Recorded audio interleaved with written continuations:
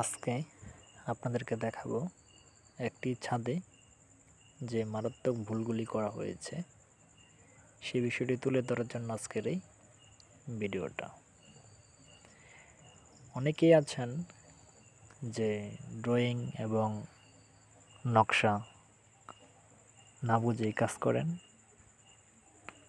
যার জন্য ছাদ বাঁধাইয়ের পর নানা রকম ভুল ত্রুটি হয়ে থাকে, যার কারণে মিস্টেক হয়ে থাকে, যার কারণে সেটা পরবর্তীতে সংশোধন করা সম্ভব হয় না।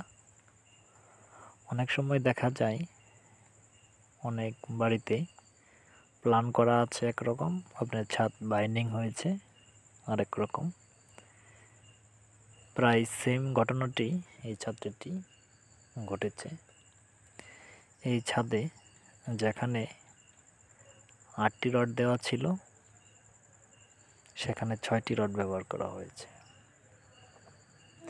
এবং 10 mm রডের যে স্পেসিং 10 ইঞ্চি পর সেন্টার রেখে প্রত্যেকটা রডের সেন্টার হবে 5 ইঞ্চি বাই 5 ইঞ্চি গ্যাপ, এখানে 5.5 দেওয়া আছে।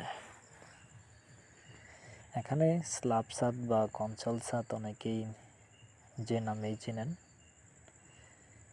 স্ল্যাব এবং কনসোল ছাদ অনেকেই এক অঞ্চলে এক একটা বলা হয়। এখানে যে লংগুলি রয়েছে, লং স্প্যানগুলি রয়েছে, সেখানে 8টি করে রড ব্যবহার করার কথা বলা হয়েছে। আসলে এই বাড়িটিতে অনেক ভুল ত্রুটি রয়েছে, কারণ